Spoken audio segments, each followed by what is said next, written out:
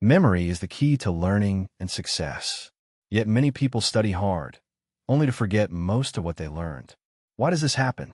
In today's story, you will not only practice English listening, but also discover powerful and practical strategies to remember things longer and apply them in real life. Emma was 24 years old, a bright university student with big dreams for her future. She wanted to graduate with high grades, pursue a career in international business, and travel the world. But there was one problem that always seemed to hold her back: her memory. No matter how many hours she spent studying, she struggled to retain what she learned. Night after night, Emma sat at her desk surrounded by piles of textbooks, notebooks, and highlighters. She often stayed up late, reading the same chapters over and over, hoping the words would stick. Yet the next day, when she sat in class or faced a quiz, her mind went blank. The details she thought she had mastered seemed to vanish as if they had never been there. The frustration grew even stronger when it came to learning foreign languages. Emma had a deep interest in English and other languages because she believed they would open new opportunities for her future. She downloaded apps, wrote vocabulary lists, and even covered her walls with sticky notes. But still, the words slipped away from her memory almost as quickly as she learned them. This problem wasn't limited to academics. Emma noticed it in her daily life as well. She would forget small tasks, like returning a book to the library or responding to an important email. Sometimes she forgot names just moments after being introduced, which made her feel embarrassed in social situations. Each forgotten detail chipped away at her confidence. The more she failed to remember, the more anxious she became. And the more anxious she became, the harder it was to focus. It felt like a never-ending cycle: study, forget, repeat. She began to wonder if there was something wrong with her brain. Was she simply not smart enough? Or was she missing some secret method that others seemed to know? Many people can relate to Emma's struggle. Almost everyone has experienced the frustration of studying hard, only to forget most of it when it matters most. Whether it's memorizing vocabulary for a new language, preparing for an exam, or simply trying to recall important information at work, the challenge of memory touches nearly every part of our lives. Emma's story is not just her own. It is the story of countless learners around the world who wonder why their efforts don't lead to lasting results. And this was the very question that would set Emma on a journey to discover how memory really works, and more importantly, how to remember things that truly matter. The real turning point in Emma's journey came one chilly morning in early spring. She had just finished a major exam, one that counted heavily toward her final grade. For weeks, she had studied tirelessly: long nights, endless notes, and countless cups of coffee. But when the test was placed in front of her, her mind froze. The definitions, formulas, and examples she had repeated again and again refused to come back. She stumbled through the questions, left several blanks, and walked out of the exam hall feeling defeated. A week later, the results arrived. As she feared, she had failed. The weight of disappointment pressed heavily on her shoulders. She began to whisper to herself the belief that had haunted her for years: maybe I just don't have a good memory. Maybe I'm not capable of remembering things like other people are. That single thought made her feel smaller, weaker, and powerless against her struggles. One afternoon, still carrying the sadness of her failure, Emma decided to sit alone in the campus library. There, she happened to meet Professor Lewis, an elderly scholar known for his wisdom and gentle manner. Seeing Emma's discouraged face, he asked her what was troubling her. At first, she hesitated, but then the words poured out. She confessed her frustration about studying, forgetting, and failing despite her hard work. The professor listened quietly, then smiled kindly. "Emma," he said softly, "memory is not a gift you are born with. It is a skill you can train. Just like muscles in your body, the brain can grow stronger with the right practice." His words startled her. No one had ever told her that before. She had always believed memory was a fixed ability, something you either had or didn't. The idea that memory could be developed like a skill felt both surprising and hopeful. Professor Lewis continued, "Most students think repetition is enough. But the secret is in how you practice, how you engage with information, and how you connect it to your life. Memory is not about luck, it's about strategy." For the first time in weeks, Emma felt a spark of hope. Maybe she wasn't doomed to forget everything she studied. Maybe she simply needed to learn a new way of learning.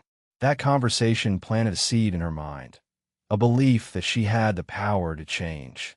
This was the moment that shifted Emma's perspective. What she once thought was a weakness might actually be an opportunity. From then on, she was determined to uncover the science of memory and discover methods that could transform the way she studied and remembered. Emma returned home that evening with the professor's words echoing in her mind. Memory is not a gift, it's a skill. Determined to test this new idea, she began searching for techniques that could actually train her brain.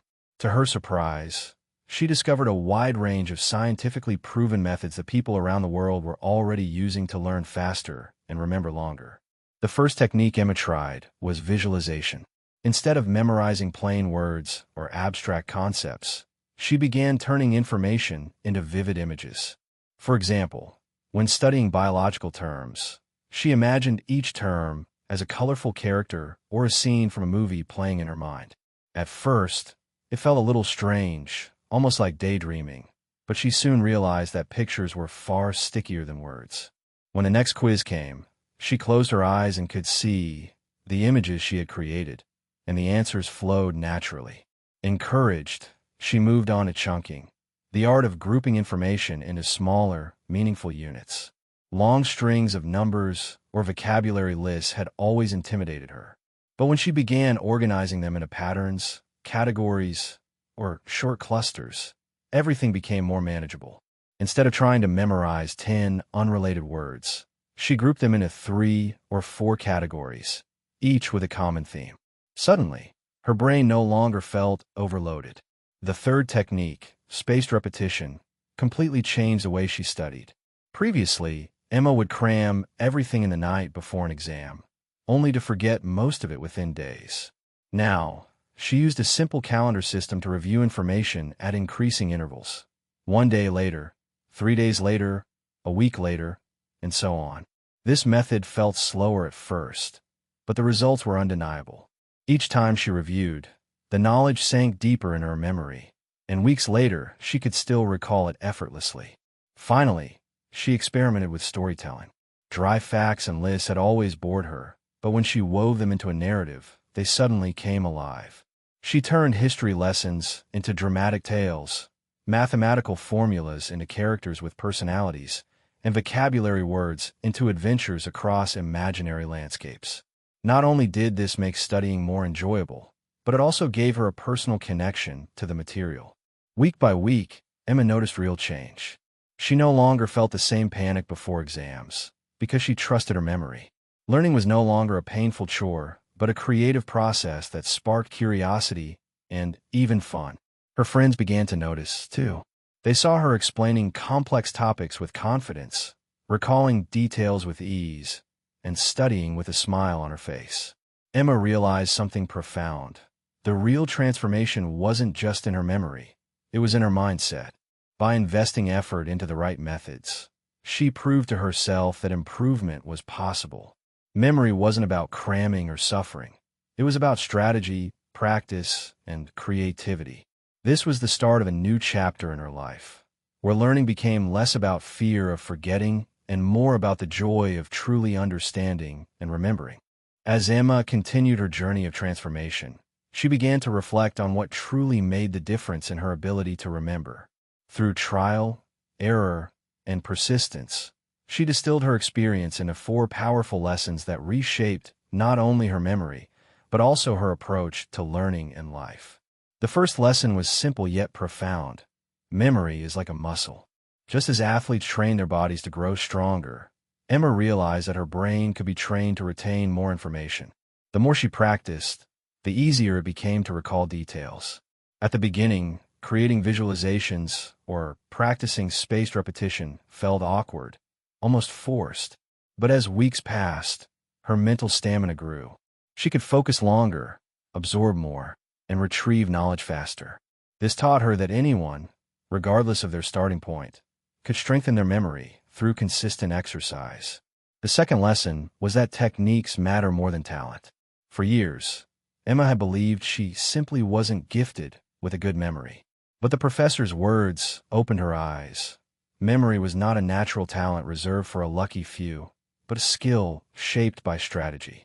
She proved this to herself when her grades improved, not because she suddenly became more intelligent, but because she applied better techniques. Visualization, chunking, spaced repetition, and storytelling acted like tools in a toolbox, each designed for a different task. With the right tool, even the hardest material became manageable. The third lesson Emma discovered was that consistency beats intensity. She remembered the time she stayed up all night cramming for exams, feeling exhausted and hopeless. The information never lasted.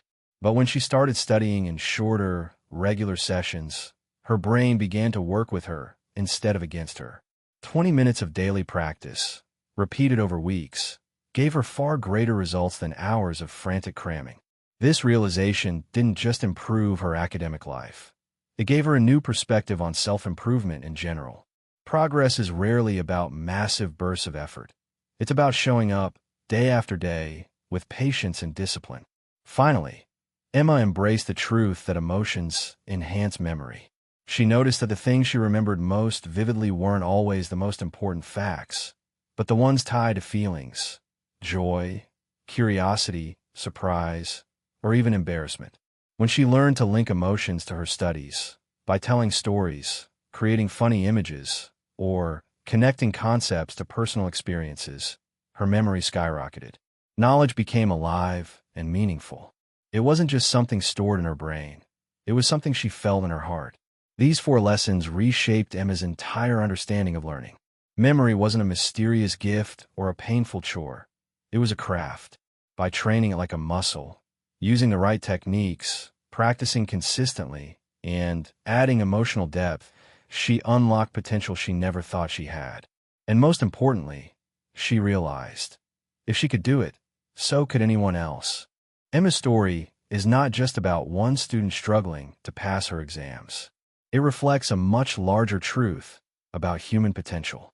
In today's world, whether at work, in education, or in daily life, the ability to remember and apply knowledge often determines the difference between frustration and success. Think about it. A doctor remembering critical procedures, a lawyer recalling key arguments, or even a parent remembering small details about their child's needs, all rely on memory as a foundation of competence. Scientific research backs this up. A long-term study conducted at Harvard demonstrated that spaced repetition can increase long-term retention by up to 300% compared to traditional cramming. This means that the same amount of study time, when applied with the right technique, can lead to 3 times the results. Imagine the doors that open when your brain retains knowledge effortlessly. Faster career growth, better academic performance, and greater confidence in conversations. Psychologists also emphasize the role of emotions in memory. The brain does not treat all information equally. Facts attached to emotions, whether joy, curiosity, or even mild embarrassment, are far more likely to stick. This explains why you can still recall a childhood story or a teacher's joke decades later, yet struggle to remember yesterday's lecture. By learning to link information with emotion, you can transform forgettable data into lasting knowledge. The implications go beyond school or work. A sharp memory builds self-trust. When you know you can recall names, dates, facts, and strategies, you enter situations with confidence. You become the person who not only learns but also applies, connects, and contributes.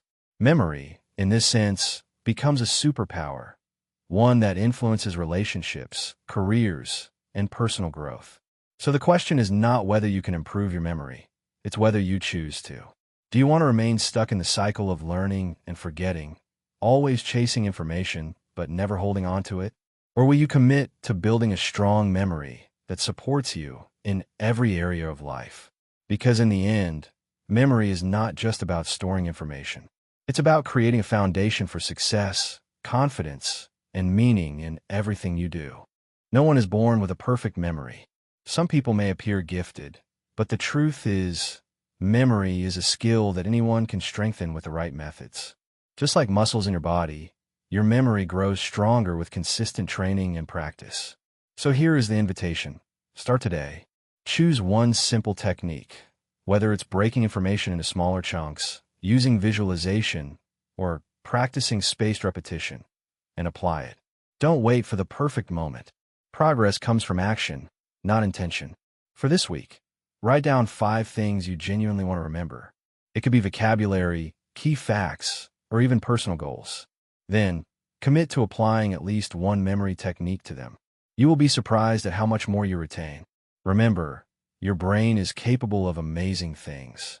Train your memory, and you can remember almost anything.